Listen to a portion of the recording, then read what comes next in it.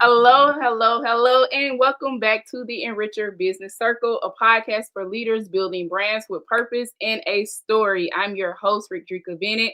My guest today is a testament to the fact that the most powerful business strategies often come from the most unexpected backgrounds. She is the co founder and branding heartbeat behind Remedy, a pioneer foot care brand launched in 2007 that has become a dermatologist recommended staple in the medical cabinets everywhere. Please welcome Rachel. Rachel, hello. Hi, thanks for having me on.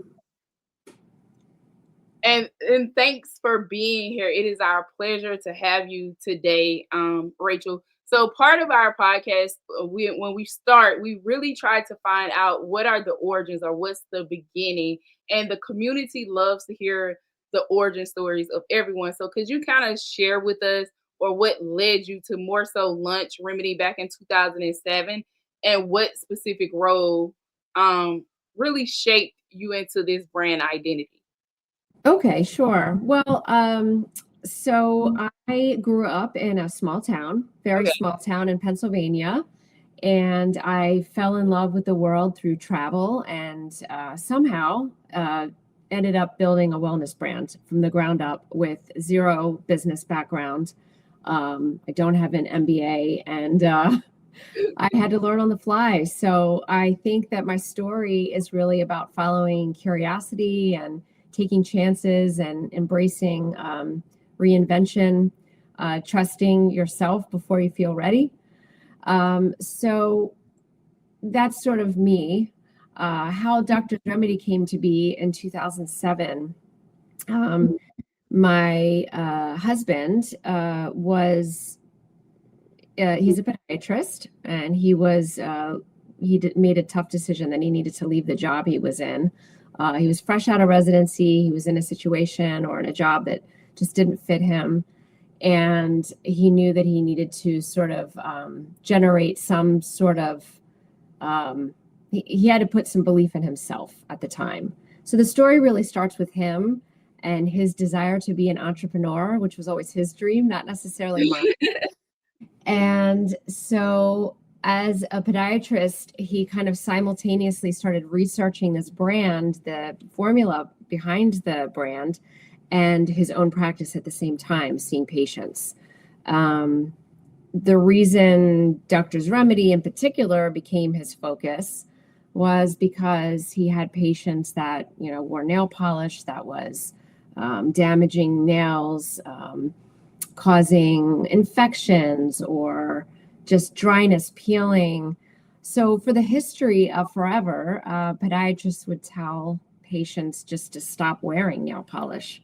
Mhm. So in sort of riffing with him, we came up with this idea that nail polish doesn't have to be the problem.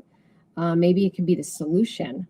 So we were able to birth an idea that basically blended sort of wellness and medicine and beauty all together. So Doctor's Remedy started as a nail polish for your nails that was stripped of toxins that are in traditional nail polish, like formaldehyde and toluene and dibutyl phthalate, all these big scary chemicals that were traditionally in nail polish, and replaced those ingredients with better for you things like biotin and wheat protein and tea tree oil, things that were going to help grow your nail and heal the nail and keep the nail healthier and whiter. Awesome. I definitely love that, especially for a person who has been on a journey of wellness as an entrepreneur, because like our health is our wealth, and everything in the business when you're starting out depends on you. So having access to those kind of things I feel are essential to actually have. And and making sure you're able to actually trust a product, because there are so many products out on the market right now that you really can't trust. So is there like a specific way that you guys did built trust around your product when you got started? That's a great question. How do we build trust? I think initially what happened was we decided you know, my husband Adam, he came up with this great idea. And then together we created, we chose the colors, we picked the names. All of a sudden we had a small line and we weren't sure how to roll it out. And there was a podiatry conference coming on our schedule. And trust me, it sounds as boring as it is. And so we decided we were going to have, a booth at a trade show and see if we could get podiatrists who were always very anti-nail polish to kind of buy into this idea of, well, okay, we understand nail polish isn't good for you in theory, but if we can create a nail polish that can help solve a problem, can you get on board with that? So that weekend, we had a goal of selling to 3 podiatrists, bringing them on board as our wholesalers or our distributors in a sense. And that weekend, we brought in 23 doctors. Oh, wow. So I think what happened was it gave that trust and that credibility to consumers, to patients, that, hey, it's not only doctor formulated, but now it's doctor recommended, sold by podiatrists. And we've expanded now. We sell across the country. We sell all over the world, actually. We sell in Australia and in Europe and in Canada. So it's really grown, the trust and the loyalty. And I love it because it seems like you guys leveraged the resources that you already had in the process when you went to that conference, and the connections. And a lot of people, when they're entrepreneurs, typically they don't know how to actually tap into the resources they have to get from point A to point B. And I think your story is a prime example of that. And which I also find fascinating because you don't have a background, with you not having a background in chemistry or in business, that and was able to shape something so great. I definitely find that fascinating because if I'm not mistaken, your background is in English writing and journalism. That is correct. I did. That's what I majored in college. So I ended up fresh out of college working in television and Okay. film. I was a TV producer and I was writing movie trailers in Manhattan, in New York City, commuting back and forth. And we were trying to build this brand alongside of that career that I had. So it was a challenge. And the bigger challenge was walking away from that because I really enjoyed it quite a bit Mhm. and really focusing all my energy in remedy. But I think just like anything in life, you have to kind of look back and say, wow, all the things that I learned in my past brought me to where I am now. So I feel like the urgency and the perfectionism that I was taught in journalism and in my TV background kind of lent itself into the brand. We still are great storytellers and we're still great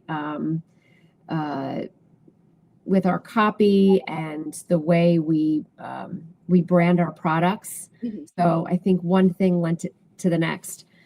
Running a business, leading a team, being a leader, that's something that I've had to cultivate over time. And I hope that my staff feels that I've earned the place that I am now because I've worked hard to be here.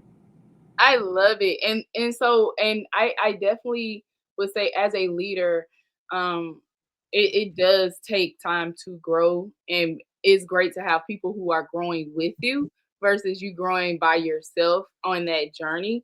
Um, what was like some of the first things that you had to learn in that growing process as being a leader? Well, in being a leader, I think I had to learn what to let go of Mhm. and also to listen. Um, so just recently in one of our staff meetings, I called the staff out for how well I feel like everything's going. And I told them that I feel as though the reason that things are going as well as they are and we're moving forward with such tenacity and success is because they all have so much confidence in what they're doing. And it's just, I feel fortunate to be part of that. Rather than proud of it, I feel fortunate that we're kind of in it together. We're building this together. I keep telling them, think outside the box, bring ideas to me. Let's do this together. Let's grow together. So I think that that's probably the biggest thing that I've learned about leadership, is that it's not just one person driving. I think that the mistakes I like to take on myself, things that go wrong, I try to take to heart and bring onto my own plate. But at the same time, the successes I like to share. And I think that's so powerful, especially like with your storytelling and bringing your team into the process, because it seems like for you, when it comes to Dr. Remedy, it seems like all of it is about the story approach. And it for me, I think it's more like the hero of the story is like the customer when you guys approach it, and then the problem is that the foot cares has needs, and your guys are painting this nice picture and process of how things can really just transition once you actually take care of your feet in the process. So I definitely love the branding and framework approach of what you're doing and how your team actually helps weave that and balance that out for you. For sure. I mean, we like to believe that foot care is self-care. Hair care, skin care was having its moment. Mhm. Everything's going green and clean. I think that with Doctor's Remedy, we really value the fact that your feet carry you through life. And if your feet feel good, your body feels good, you feel good. But just not even from a wellness perspective, but from a very logical perspective, that using the wrong products can breed infection and cause your feet to hurt. Mhm. Uh, so I think that taking care of your nails and your feet in particular, it's a category that hasn't always gotten a lot of attention. So we'd like to change. We want to change that. Awesome, and I love it. I kind of want to shift gears because I'm somewhat intrigued to know more about some of your life experiences and how it has basically impacted your brand, because you Mhm. spent some time in South Africa, South um, America, yeah. I America, want to go to South Africa. I haven't been there yet. South America, Yeah. and I feel that that's very interesting. So how was the difference of culture for your perspective, and did it have any impact on the brand? Well, yes, I'd like to think so. Like I said, I grew up in a small town, and actually, right after I graduated from high school, I went to live in Spain. That was sort of my first, I guess, moment outside of this small community that I grew up in. And it stretches you, it opens your world. And when I came back from Spain and I went to the University of Pittsburgh, I think that at the time there was probably just over 20,000 undergraduate students. I felt a bit lost. And I found my community in this Latin American studies program, which there was no major that I was necessarily choosing within that department. There was no job that I had in my head related to that, but they were my people, and it was a place for me to grow. And through that program, I traveled to South America, and that's where I did my thesis in order to get that part of my degree.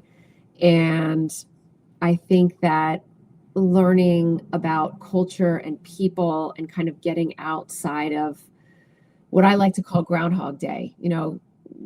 People get involved in the everyday of life in America and what that looks like. And when you can step outside of that and see the way other people live and experience life.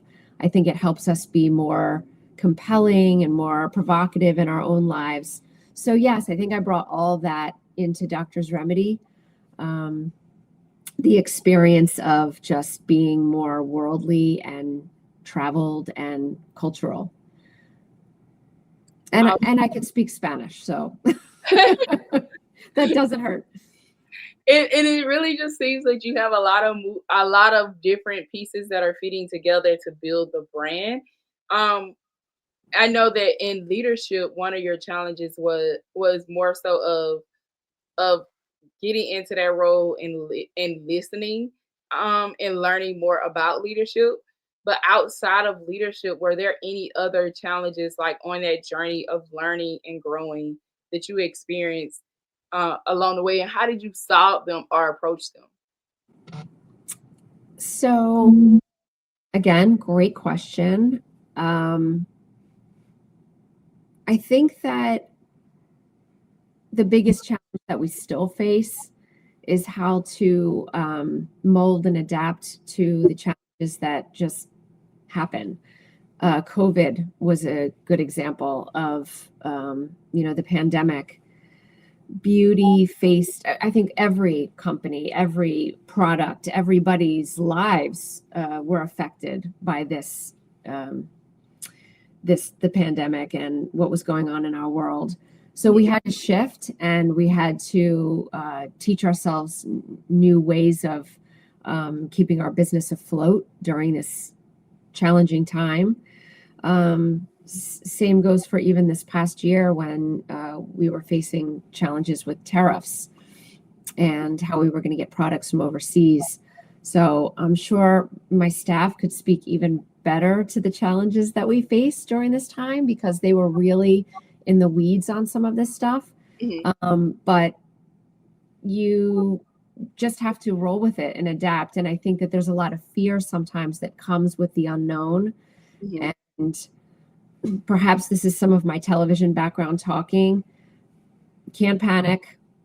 Things happen. Things feel urgent. Things feel like the sky is falling. One of my famous lines is, "It's only nail polish. We're not going to break anything. No one's going to die. It's only nail polish." And so I think that sometimes we have to go through life and business similarly, and just take a deep breath. Everything's going to be okay.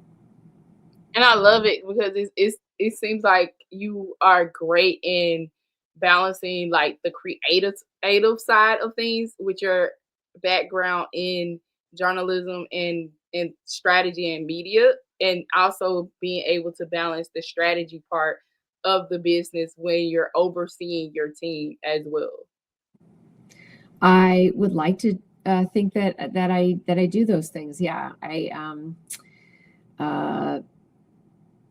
think that not the whole creative process, but when it comes to copywriting and press releases, I like to sort of be the last person to touch it. Okay. So I do let go of a lot, but that's one of the areas where I still feel very protective when it comes to copywriting and that final way that we're presenting ourselves, like either online or marketing wise. So it's just that creative piece of me that likes to have the final touch. And I definitely can relate because there are certain elements with content production that rolls out for my marketing company. I'm like, I need to see that before you release it. So what was your aha moment when you actually learned that you needed to start releasing it and allowing someone else to take over? I don't know if I had an aha moment so much as it happens over time. I think that maybe the first sort of inkling that it was necessary was we had brought some consultants in to sort of evaluate where we were at. At the time, I was still working in television and I was trying to juggle two things. And perhaps perhaps there was an aha moment because one of the consultants finally said, "Who's running this company?" And I think that, companies become successful when you stop treating them like passion projects.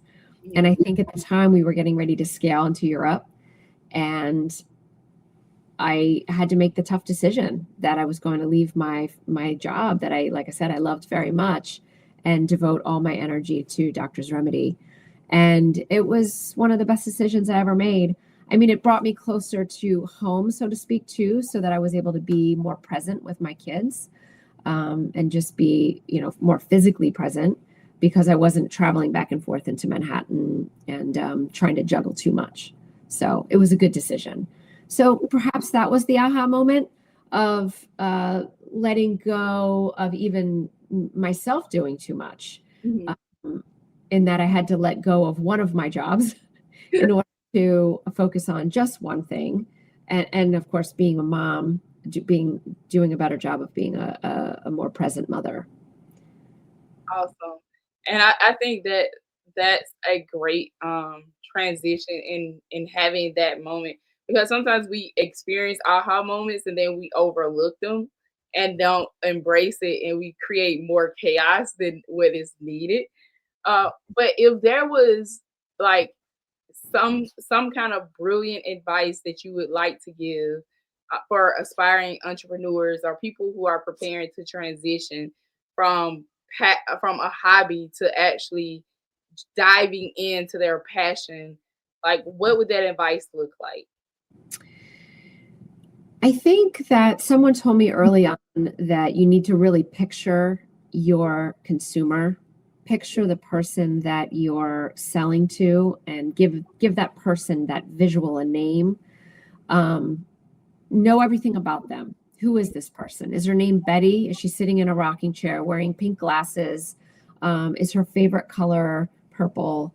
And does she love your foot products because she has neuropathy on her feet and it makes her feet feel great at the end of the night? Mhm. Just for grandchildren, like really picture the person that um, I don't want to say uh, delivering your services to, or your um, who are buying your products. So I think that that's really helpful. No matter what you're doing, you have to really get in there and not just think about making money. Um, you have to think about whose life you're touching, and what they look like and how they're affected by it. So I think that that's where the passion really kind of comes alive. And I always tell my kids, follow your hearts. The money will come or it won't, but at least you'll be happy in following that passion. So I think that money does come for people who are following the things that they're really passionate about. I really truly believe that. So I think that that's my best advice is, um, don't just look to make money. Try to really understand how you're making the money and Mhm. who you're selling it to. Get to know the people that you're involved with. Awesome. And I love that. And for our listeners, I think Rachel has a special surprise for you guys. Yes. So thank you so much for listening and following along with my story. We created a promo code, so we hope that you'll come to our website and check us out. It's 50% off a purchase if you use the promo code podcast fan, all one word, podcast fan, 50% off. Oh, Awesome. and I should probably give you our website too. It's remedynails.com. Great. And thank you so much. When is the end of the promotion? Because guys, this may be a limited time promotion. So make sure you hop on the website. I believe that it is until January 31st. So you'll have a little time into the new year. Okay, I know that we're rolling out 2 new products in January. So you'll decide. great. And Rachel, thank you so much for taking the time out to share your story, which has truly been fascinating with the brand. I love seeing how a lot of entrepreneurs transition from backgrounds that are entirely different from their brands. And thank you also, listeners, for joining in for this episode of the Enricher Business Circle. Remember that the most powerful brands are built at the intersection of compelling story and a ruthless strategy that you will be motivated by. Until next time, keep enriching your life, yourself, and those who are around you.